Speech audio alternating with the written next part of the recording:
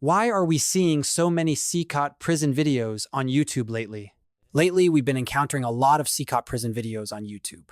Almost all of these videos follow the same structure. A short segment about how long they've been trying to get permission to enter the prison, the high security search process at the entrance, the identification room for criminals, the room where weapons are stored in case of a riot, the dormitories and cells, and an interview with an inmate. Even the guard acting as a guide is the same in every video. Now, don't get me wrong, this is not about criticizing anyone's work. I have immense respect for everyone's efforts. After all, they traveled to the other side of the world and put together a video there. Both local and international content creators have impressive productions. But what interests me is the PR aspect of this whole thing. How did the process unfold? How does it work? I don't know, but I can try to understand the message being conveyed. Why did content creators from all over the world go to Cecot Prison and film videos there? From the perspective of content creators, the reasons are obvious. There are clear benefits. Visiting a massive, newly built, high-security prison on the other side of the world and seeing where some of the most notorious gang members are imprisoned, this is, of course, content that will get millions of views. Under normal circumstances, filming inside prisons is nearly impossible. But in most Cecot prison videos, we notice that the filming was done with significant support from officials and a high level of production. So why does the El Salvador government need such a PR campaign? What is their goal in showcasing this massive new prison to YouTubers worldwide? El Salvador. A country struggling with crime, El Salvador is a small country in Central America. Despite having a population of around 7 million, it has a high population density. And another thing that's been historically high in the country is its crime rate. You probably don't need a deep dive into its history, but what you should know is that El Salvador is mostly known for gang wars and its high homicide rate. In 2015, El Salvador had the highest murder rate per capita in the world. If you've watched Cecot prison videos, you've likely heard about the two dominant gangs in the country. These gangs have thousands of members. They kill each other, extort businesses, steal, and murder innocent people. Amid this crisis, a young politician named Nayib Bukele was elected as president of El Salvador in 2019. Of Palestinian descent, he became the country's youngest ever president at just 37 years old.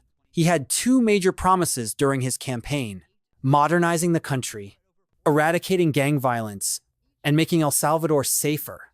The first goal, modernizing El Salvador, was relatively achievable. For instance, El Salvador became the first country to adopt Bitcoin as legal tender. Bukele, being a young leader, was highly active on Twitter, issuing orders and firing ministers through tweets. However, the second promise, wiping out gangs, was a much bigger challenge. To take on these gangs, Bukele needed absolute power. These gangs had powerful connections, and unless he was stronger than them, he would not succeed. After winning 50% of the vote in 2019, Bukele began securing support from parliament and consolidating his power. In 2020, he even entered parliament with armed soldiers to pressure lawmakers into supporting him. He replaced Supreme Court judges and prosecutors with his own allies. Eventually, he gathered full control over the government. For what purpose? To achieve an arguably noble goal. In March 2022, a state of emergency was declared, and a massive operation against gangs began. Police and military forces arrested anyone with gang affiliations. Bukele made a strong statement at the time. A gang member has only two options: prison or death. There is no other way. Security forces went door to door, rounding up 75 suspected gang members, an unbelievable number for a country of just 7 million people. Did it work? Of course. The homicide rate dropped from 106 per 100, 0 people in 2015 to just 2.4 per 100, 0 in 2023. This is a remarkable achievement. With strong and decisive policies, El Salvador became one of the safest countries in the region in just a few years. But of course, there was a cost: human rights violations and controversies. Human rights organizations criticized the arrests, stating that thousands of innocent people were also detained. Many were denied proper defense and had no chance to prove their innocence. Some say that people were arrested just for having certain tattoos, which is deeply troubling. Others criticize the overcrowded prison conditions, the lack of family visits, and the harsh treatment of inmates. Additionally, Bukele has been accused of overriding the constitution and amassing unchecked power. The 2024 elections. The people's verdict. Despite these criticisms, Bukele won 80% of the vote in the 2024 elections, an unprecedented level of public support. This tells us something important about the realities of the world. On one side, we have human rights organizations, NGOs, and international institutions arguing about legality, constitutionality, and fairness. But on the other side, we have ordinary citizens who were once terrorized by gangs and now feel safe for the first time in decades. And when the time came to vote, they overwhelmingly chose Bukele. A broader perspective. Realism versus ideals. This disconnect between institutions and the people is not unique to El Salvador. Even in the private sector, companies try to push idealistic narratives, for example. Airlines boasting about reducing carbon emissions, while customers only care about cheaper tickets.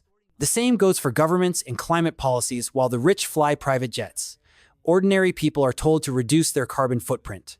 This hypocrisy is frustrating. Cecot Prison. A symbol of Bukele's success. Cecot Prison was inaugurated in early 2023 as a symbol of Bukele's war on gangs. By allowing YouTubers to film inside, the government is showcasing its victory over crime to the entire world.